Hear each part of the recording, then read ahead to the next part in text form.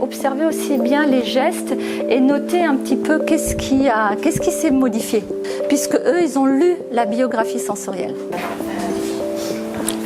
Je vais mettre un peu d'huile sur le dos et une polysacrum, d'accord?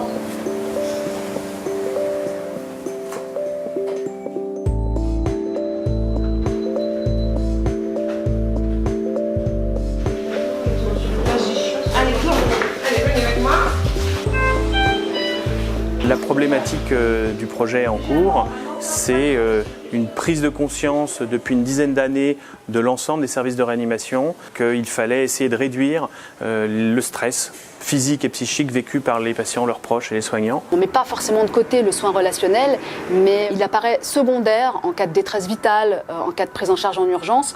Et l'idée, c'est quand même qu'on ne réfléchisse pas, qu'on fasse en même temps que la prise en charge technique, la qualité du soin relationnel dès le début de la prise en charge. Parce qu'il faut stabiliser, et puis des temps de relaxation et de sommeil pour les patients. Et donc aussi sur l'accueil des proches. On a décidé de mettre en place un projet d'humanisation des soins en réanimation adulte en envisageant des outils qui puissent servir au mieux-être, ou en tout cas au mieux vivre ensemble en réanimation. Et donc la stimulation basale est devenue le levier de ce projet. On a mis en place les actions de formation et les ateliers expérientiels avec lesquels on peut travailler et retravailler sur les pratiques.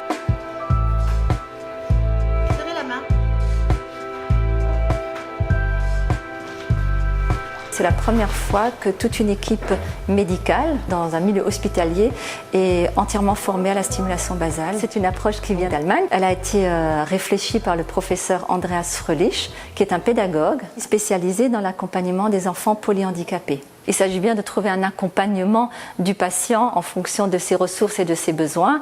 Et en cela, chez le soignant, on passe de technique à attitude. C'est un droitier. Il utilise ses mains pour se coiffer. Il utilise ses mains. Il prend plusieurs fois des douches, au minimum une fois, et il préfère se laver le matin. La biographie sensorielle du patient, c'est un recueil de données sur les habitudes de vie quotidienne du patient.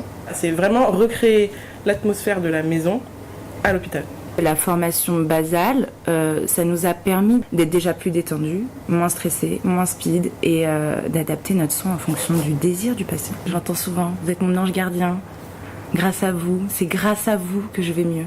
On a beaucoup de retours positifs sur des lettres, de remerciements, sur la prise en charge, leur prise en charge également, parce que c'est une globalité, hein, on ne s'occupe pas que du patient, on s'occupe aussi des familles.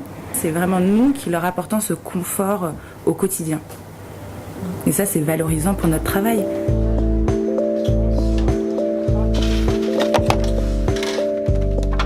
On a commencé en 2013 la formation, on a formé 130 personnes, ce qui est énorme. Je vois en fait au jour le jour évoluer les pratiques, voir des équipes aussi proches des patients, avec l'intégration des familles, de mieux connaître le patient et de...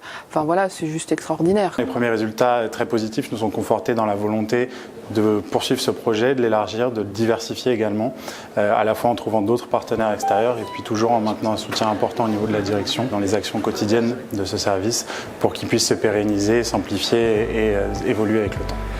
Le but, c'était quand même qu'on arrive petit à petit très vite.